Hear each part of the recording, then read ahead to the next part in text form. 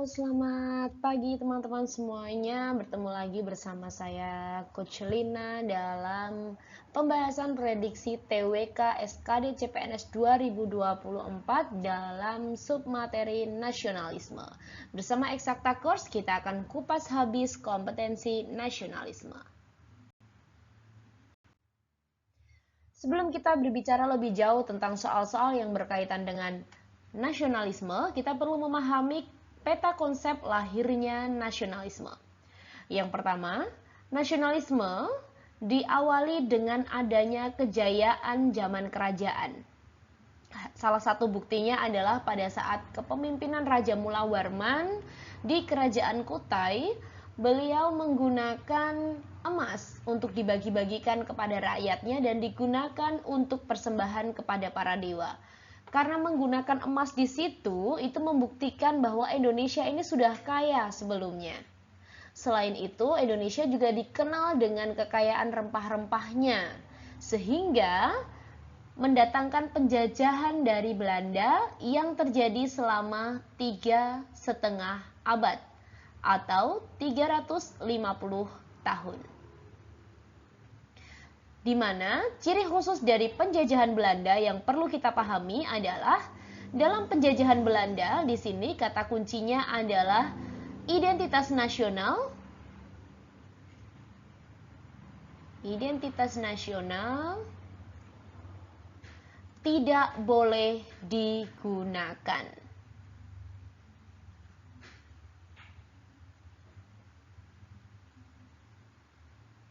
Karena identitas nasional itu tidak boleh digunakan, sehingga rakyat Indonesia belum mengenal rasa bersatu.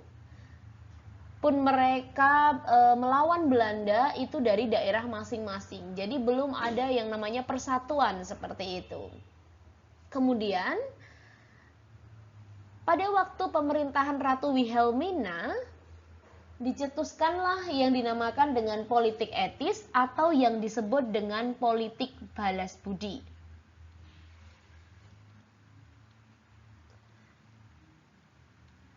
Untuk politik balas budi di sini, ini sebagai wujud terima kasih Belanda kepada pemerintahan Indonesia. Di mana ketika nanti teman-teman ketemu kata-kata politik etis di dalam pilihan ganda, maka di otak teman-teman harus mampu berpikir bahwa unsur-unsur politik etis yang harus ada dalam pilihan ganda yang pertama adalah pendidikan. Kemudian pengairan. Dan yang terakhir adalah emigrasi. Untuk memperbaiki kebutuhan primer masyarakat Indonesia.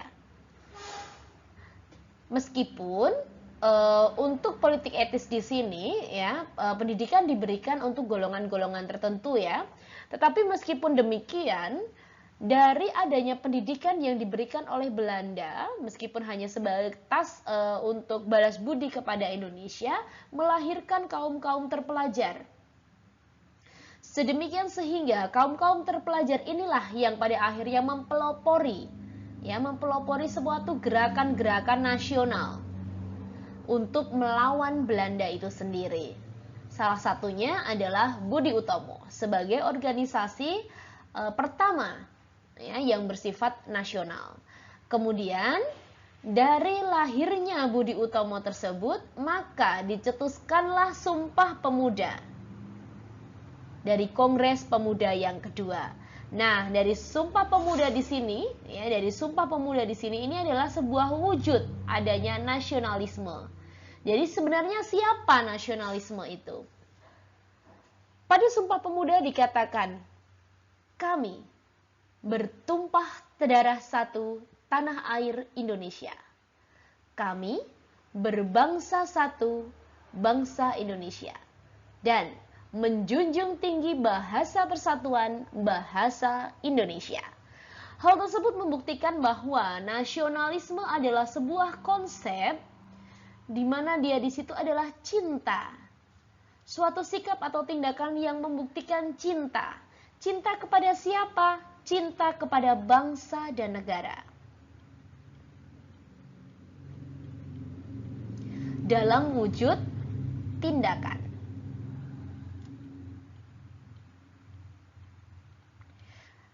Cinta kepada bangsa dan negara dalam bentuk tindakan. Kata kunci yang lain apa ketika nanti ada kata nasionalisme, Coach?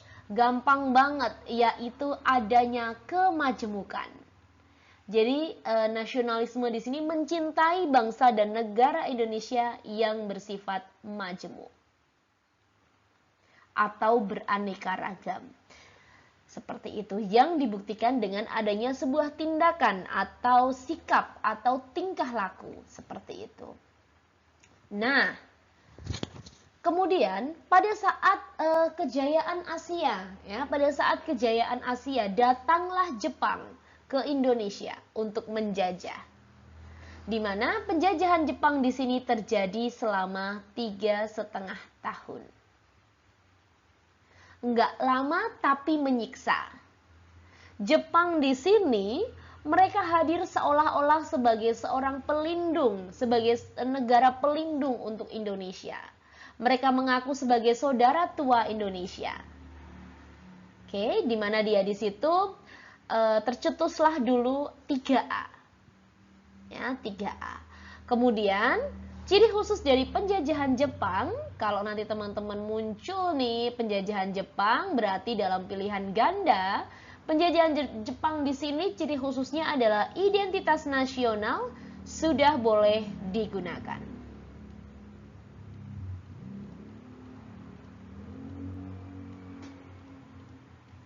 Apa buktinya, Coach? Identitas nasional itu boleh digunakan. Mereka dengan liciknya, karena takut nanti diusir dari Indonesia, kan sudah ada tuh gerakan nasionalis ya, sehingga mereka takut diusir dari Indonesia. Sedemikian sehingga mereka menggunakan kamuflase seolah-olah mereka akan memberikan kemerdekaan kepada Indonesia, ya. Dimana pada saat ulang tahun Kaisar Hirohito dibentuklah BPUPKI begitu. BPUPKI di sini ketika sidang pertamanya di situ ya, dan juga diresmikannya gitu. Bendera Jepang diberdirikan di samping bendera Indonesia. Nah, bendera Indonesia adalah salah satu identitas nasional. Nah, itu membuktikan bahwa identitas nasional sudah boleh digunakan pada saat penjajahan Jepang. Nah, seperti yang saya sampaikan tadi bahwa Jepang sempat membuat BPUPKI, Dokuritsu Junbi Kyosakai. Kemudian dari BPUPKI lahirlah PPKI, Dokuritsu Junbi Inkei. Kemudian lahirlah kemerdekaan pada tanggal 17 Agustus 1945. Dan setelah Indonesia merdeka, hingga saat ini tugas kita adalah mempertahankan kemerdekaan. Seperti itu adalah konsep dari lahirnya nasionalisme. Kita lanjut pada soal. Soal pertama. Rivi adalah mahasiswa yang sedang berkuliah di luar negeri dengan beasiswa dari pemerintah. Berikut ini merupakan bentuk cinta tanah air yang tepat dilakukan oleh Rivi adalah A. Selama berkuliah di luar negeri, Rivi selalu memakan masakan Indonesia karena bentuk setianya terhadap tanah air tercinta dan tidak pernah memakan makanan Western. B. Rivi selalu memberikan prestasi terbaiknya dengan belajar siang dan malam. C. Ketika lulus nanti, Rivi akan kembali ke tanah air untuk bisa memajukan Indonesia tercinta. D. Selama berkuliah di luar negeri, Rivi selalu menghargai perbedaan latar belakang bersama dengan rekan kuliahnya. Ataukah yang E? Rivi bangga menggunakan batik ketika kuliah di luar negeri sebagai bentuk bahwa batik Indonesia adalah batik paling baik dibandingkan dengan baju-baju yang ada di Eropa. Mari kita lihat apakah jawaban yang paling tepat. Ketika kita lihat untuk soal yang pertama, Rivi adalah mahasiswa yang sedang berkuliah luar negeri dengan beasiswa dari pemerintah. Pertanyaannya adalah berikut ini merupakan bentuk cinta tanah air. Bentuk cinta tanah air. yang tepat dilakukan oleh Riffi. Ya. Ketika kita bicara di sini tentang apa yang paling tepat dilakukan oleh Riffi, kita perlu melihat untuk pilihan yang A. Selama berkuliah di luar negeri, Riffi selalu memakan masakan Indonesia karena bentuk setianya terhadap tanah air tercinta. Nah, di sini dan tidak pernah memakan makanan Western. Ini nggak boleh ya. Jadi kita boleh kok memakan makanan Western itu. Kita tidak boleh menganggap bahwa makanan Indonesia adalah makanan terbaik. Budaya Indonesia adalah budaya terbaik. Hal itu sangat dilarang. Dan perlu kita pahami bahwa ketika kita bicara untuk bentuk cinta tanah air, ya, bentuk cinta tanah air. Cinta tanah air di sini memiliki perbedaan konsep dengan nasionalisme. Kalau nasionalisme itu dalam bentuk sikap dan tindakan, kalau cinta tanah air ini lebih kepada produk, sayang. Produk atau wadah atau wilayah seperti itu. Ini adalah ciri khusus daripada bentuk cinta tanah air.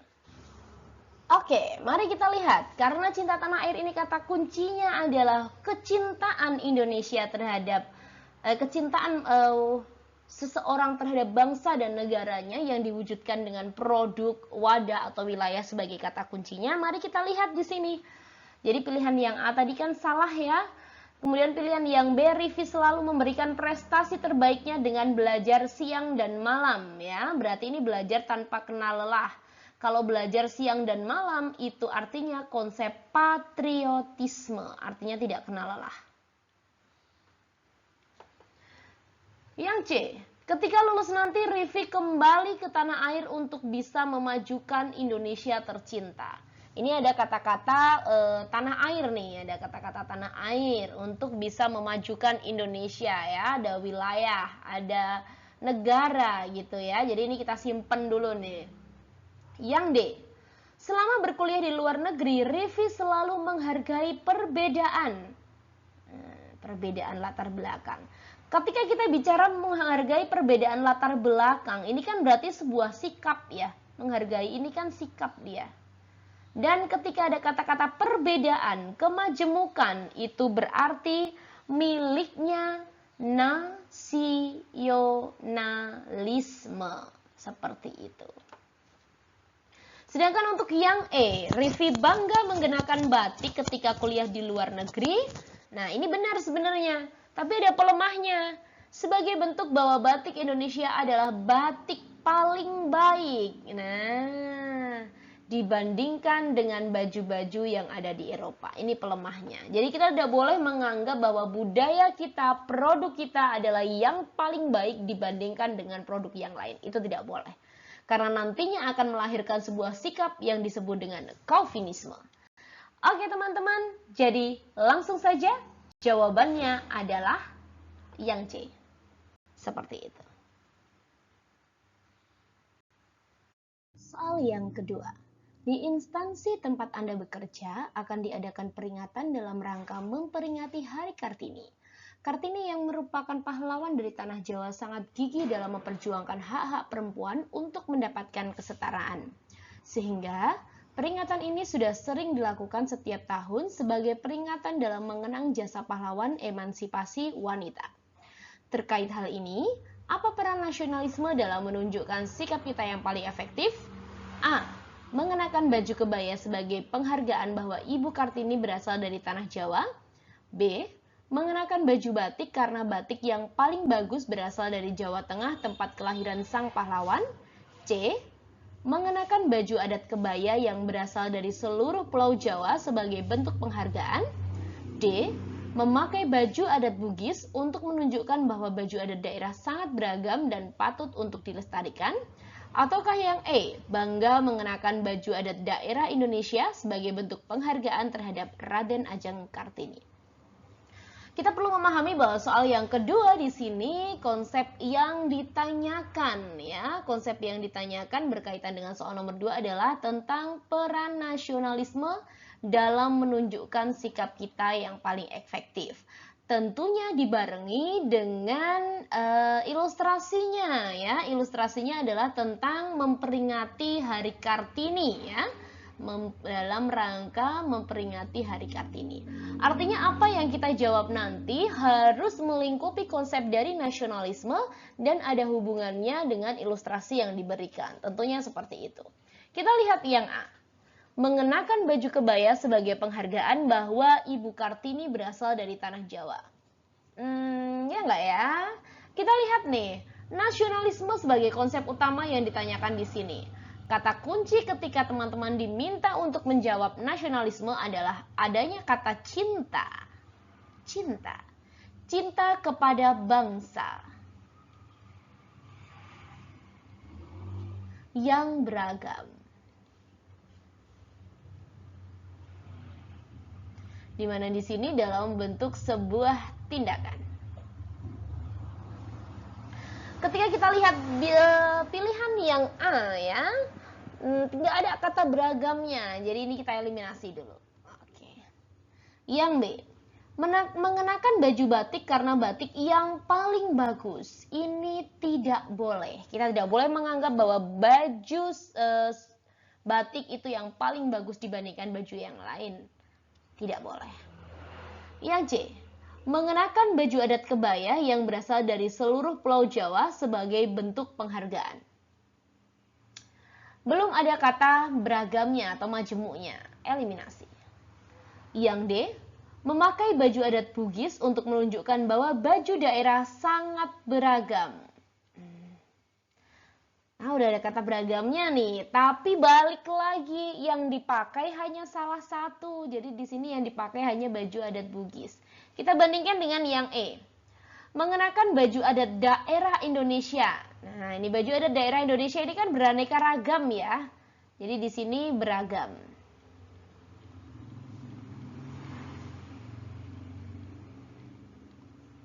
Kalau kita bandingkan pilihan D dengan pilihan E ya, di mana untuk pilihan E ini sudah diimplementasikan dalam soal ya, ilustrasi di sini. Ilustrasinya tentang Hari Kartini dan di sini untuk yang E ada nih sebagai bentuk penghargaan terhadap Raden Ajeng Kartini. Jadi jelas sekali jawabannya adalah yang E. Seperti itu. Soal yang ketiga. Kemenangan atas Thailand pada Selasa 16 Mei 2023 malam membuat tim nasional atau Timnas U22 Indonesia meraih medali emas sepak bola SEA Games 2023. Setelah kurang lebih 32 tahun, akhirnya sepak bola Indonesia berhasil mencapai juara. Kemenangan ini jelas merupakan hasil jeripayah timnas dalam berlatih tanpa kenal lelah. Dalam hal ini, sikap yang sudah ditunjukkan oleh timnas Indonesia termasuk ke dalam apa? Kalau kita lihat dari pilihan A sampai dengan E ya, kita selidiki dulu. Sebenarnya konsep soal dari soal nomor 3 ini apa? Sikap yang ditunjukkan oleh timnas Indonesia termasuk dalam apa? Perhatikan di sini ada kata kunci, berlatih tanpa kenal lelah.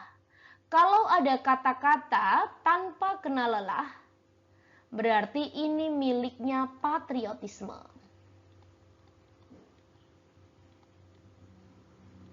Kalau ada kata patriotisme, berarti dia adalah jiwa kepahlawanan. Sudah sangat jelas jawabannya adalah yang A. Seperti itu, sangat mudah sekali. Soal yang keempat. Kerajaan Kutai yang terkenal sebagai kerajaan Hindu tertua di Indonesia merupakan kerajaan yang memiliki sejarah panjang sebagai cikal bakal lahirnya kerajaan-kerajaan lainnya di Indonesia. Kejayaan kerajaan Kutai pada masa pemerintahan Raja Mulawarman ditulis dalam Prasasti Yupa. Dalam prasasti tersebut dikatakan bahwa Raja Mulawarman telah melakukan upacara pengorbanan emas yang jumlahnya sangat banyak. Emas dibagikan kepada rakyatnya, selain itu juga dijadikan sebagai persembahan kepada para dewa.